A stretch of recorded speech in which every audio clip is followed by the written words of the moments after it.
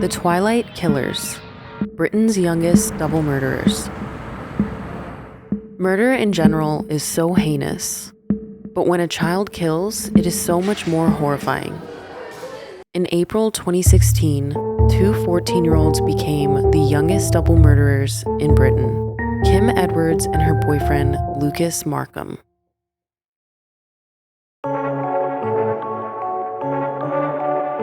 Investigation Hour.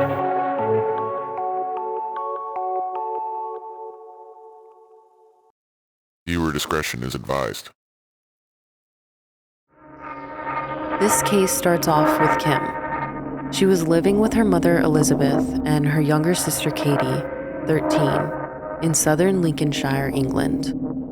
In January 2008, at 6 years old, Kim's mother would start to hit her. Elizabeth knew this was wrong and immediately voluntarily admitted herself to social services, and the children were placed in temporary care for several months. She would eventually get her children back, but she felt that Kim never truly forgave her for striking her. The feelings of anger would continue to grow in Kim toward her mother. In September 2013, Elizabeth told Kim's teacher that Kim was planning to run away, but she never did. 8 months later, Kim reported to social workers that her mother strangled her, but this was denied by Elizabeth and Kim's younger sister. In 2015, her mother decided that family therapy would help improve their relationship. On one occasion, Elizabeth had found a suicide note left by Kim, so she booked an emergency psychiatric appointment for her. Even though Kim's mother had hit her on one occasion, as we know of, it seems like she did care about her daughter and was trying to get her the help she needed. As time went on, Kim's main issue was with her mother. She felt that she was second best to her sister and that her mother loved her sister more than her. Things started to take a turn for the worse when Kim turned 13 and started dating Lucas Markham. The two ran away from home together in October and were discovered 6 days later living in the woods. Like Kim, Lucas had a troubled upbringing as well. He was in foster care at the very young age of 4 and then left to live with his aunt.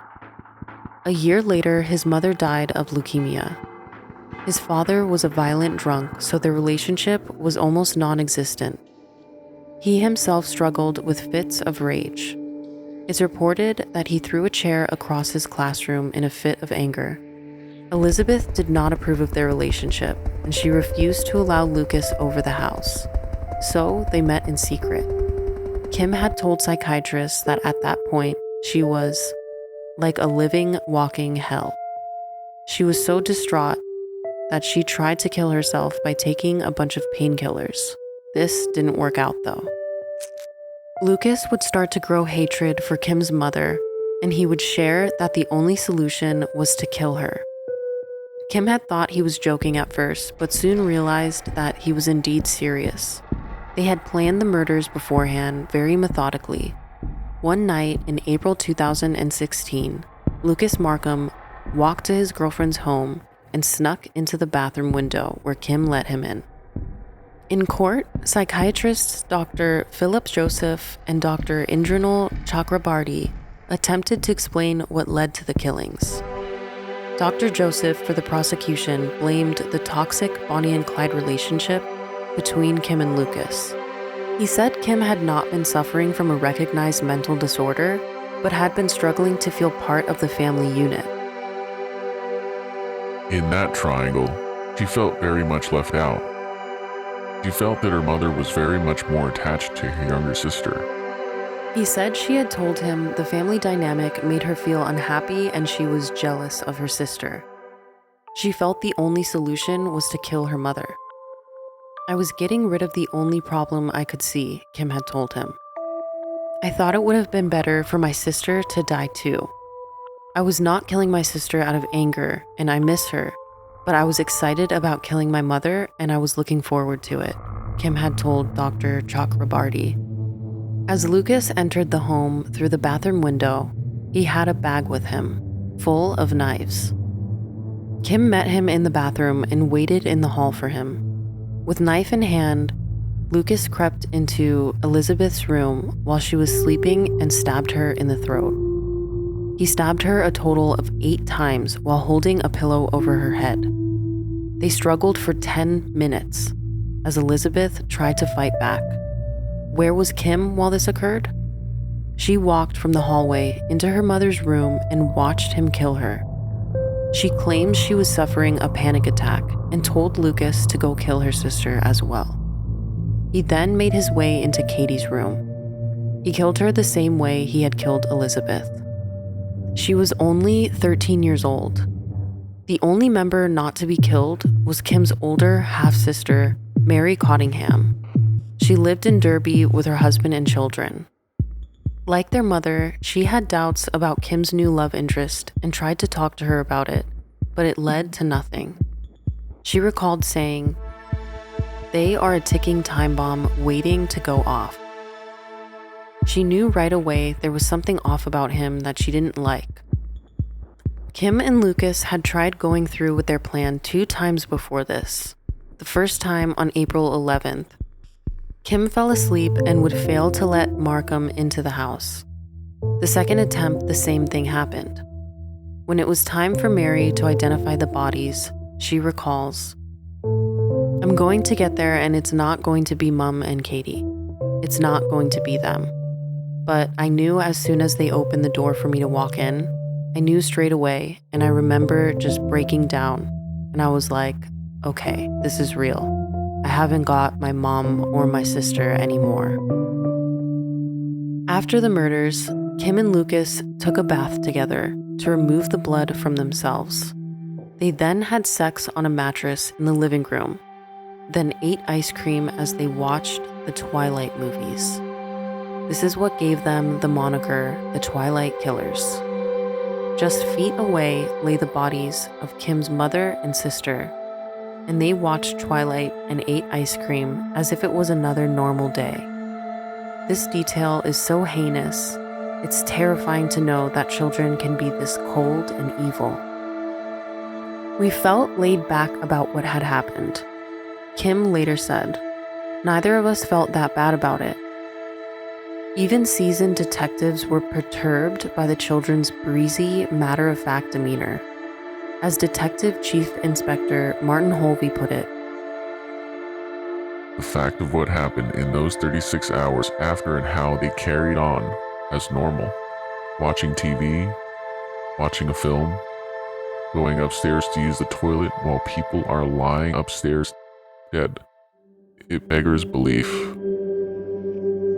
Kim and Lucas stayed in the house for the next 36 hours while the decomposing bodies of Elizabeth and Katie were left in their rooms. The killer duo skipped school and police were notified. Police officers were sent to the property to look for the 2 teens. They forced their way into the home where the couple was discovered. The first officer inside asked the couple where Mrs. Edwards was, and Lucas Looked at me clean in the eye and said, "Why don't you go look upstairs?" Professor David Wilson, who specializes in criminology, remarked that the complete lack of remorse in both parties is very unusual. During Kim's police interview, she even showed no empathy and remorse for the killings. Criminologist David Wilson has bluntly described them as demonstrating a high level of psychopathy, singling out Kim's egocentric belief that she was actually doing her mother and sister a favor by killing them. In Kim's words, "My mom doesn't have to deal with me anymore being like suicidal, and she doesn't have to wake up worrying every morning to see if I'm still alive." Kim and Lucas were arrested and then tried at Nottingham Crown Court in November 2016. Kim refused to plead guilty to murder and opted for manslaughter. The jury also rejected Kim's version of events and rejected that she had a psychological condition that would negate her responsibility in the killings. Justice Haddon Cave sentenced both teens to a minimum of 20 years. This was later reduced to 17 and a half years. Kim's sister Mary thought that everything was going well after they all attended family therapy. They were all very close and seemed happy in school. but the peace didn't last long after Kim met Markham. I knew my sister was unhinged. I just didn't think she was that unhinged, says Mary. She would sit in court watching the trial in shock as she witnessed her sister's complete lack of remorse. I was expecting at least something, especially when it came to Katie. With my mom, I kind of knew that she wouldn't show remorse because she kind of hated my mom. We all kind of knew that. But when it came to Katie, I was expecting some, and there was nothing. And even to this day, there is no remorse. When she did look over at me, she had the cheek to smirk at me. She smirked at me as if to say, haha. And I just looked at her and had to go out. I felt sick. Do you think that what happened with Kim was preventable? With all the history, I wonder, did her mother do enough to help Kim cope with her mental health problems? Or was the situation bound to happen? What do you think?